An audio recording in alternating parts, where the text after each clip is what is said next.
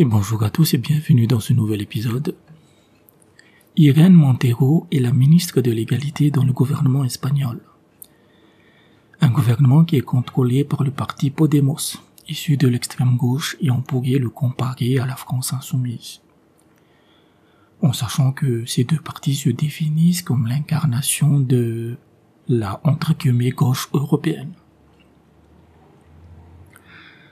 Dans une intervention pour défendre une loi pour l'avortement, Irene Montero estime que cette loi n'est pas uniquement pour l'interruption de grossesse, mais aussi pour l'éducation sexuelle des enfants en général.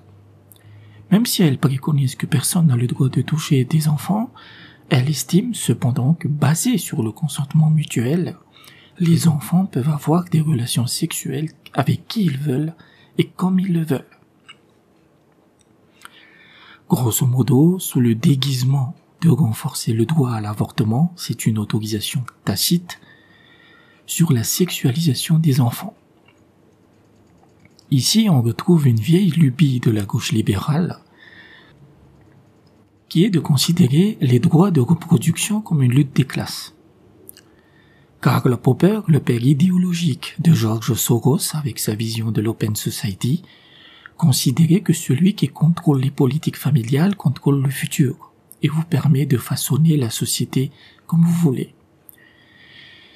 Depuis plusieurs années, la gauche libérale tente de renier le droit de l'éducation des parents sur leurs enfants, notamment en termes d'éducation sexuelle. Cela explique aussi l'arrivée massive de l'éducation sexuelle de plus en plus jeune. Considérons comme ringard et obsolète le fait que les mères éduquent leurs filles et la même chose est valable pour les pères avec leurs fils. En fait, pour cette gauche libérale, l'éducation sexuelle doit être du seul ressort de l'école et donc de l'État par la même occasion. Après cette intervention d'Irene Montero qui dit tout haut ce que toute l'extrême gauche dit tout bas, à savoir sexualiser les enfants, elle s'est défendue que l'extrême droite avait déformé ses propos. Ce qui est intéressant, c'est qu'elle ne nie pas ce qu'elle a dit. Les enfants ont le droit de coucher avec qui ils veulent et comme ils le veulent, du moment qu'il y a un consentement mutuel.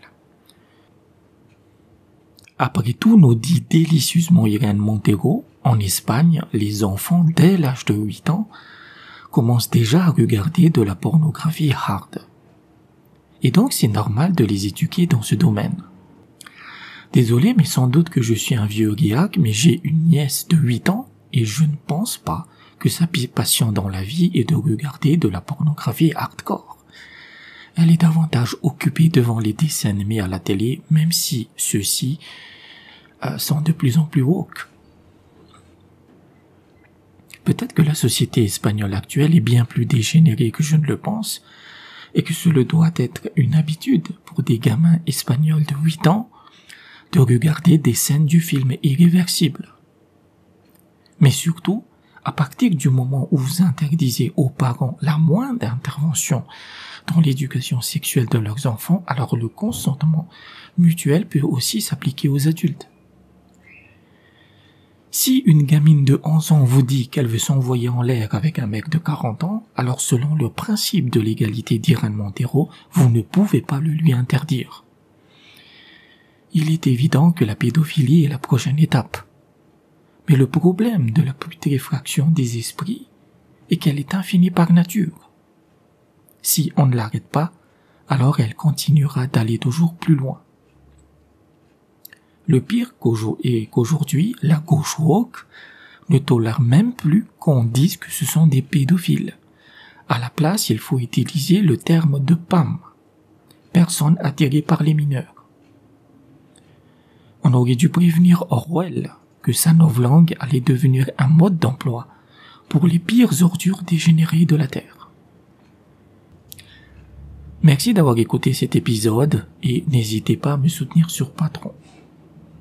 Le lien est en description et je vous dis à très bientôt.